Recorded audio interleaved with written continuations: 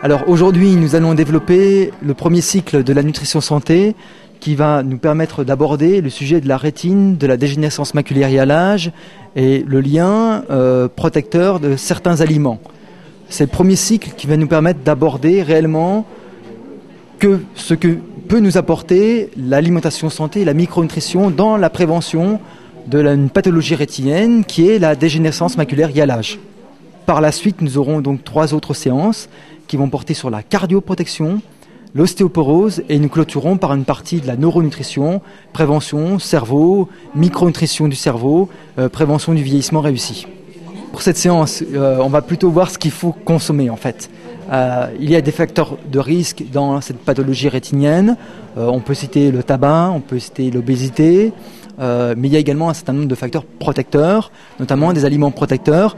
Alors nous allons revoir tous ces aliments protecteurs. Il s'agit d'aliments qui contiennent des pigments protecteurs qui se fixent directement au niveau de la rétine, au niveau du centre de la rétine qui s'appelle la macula, qui vont porter une protection antioxydante. Et le but de cette protection nutrition santé, c'est de contrer le stress oxydatif, qui est un facteur accélérateur du vieillissement rétinien.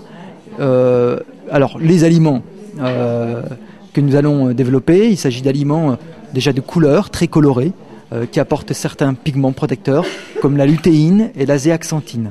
Ces pigments, on les retrouve notamment dans l'abricot, dans la salade, la mâche, on la retrouve dans les potirons, les cucurbitacées, les aliments très colorés, mais on les retrouve également dans le paprika, un épice donc à utiliser, à privilégier, également dans des aliments autres colorés comme les agrumes, les citrons, etc. Donc le but c'est d'optimiser un apport alimentaire d'aliments colorés pour apporter des aliments protecteurs. En fait, le point de départ c'est le conseil général qui m'avait contacté pour savoir si la ville de Pont-à-Mousson était intéressée par ce genre de conférence.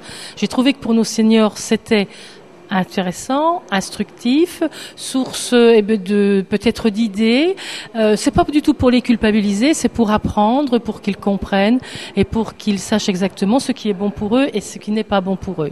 Donc c'est une action qui est commune non seulement au Conseil général, à la ville de Pont-à-Mousson bien entendu qui fournit les locaux, mais aussi à la CARSAT, à G2R et puis la PNS dont monsieur Thierry Michel, le nutritionniste, est présent pour prodiguer ses bons conseils à tous les seniors.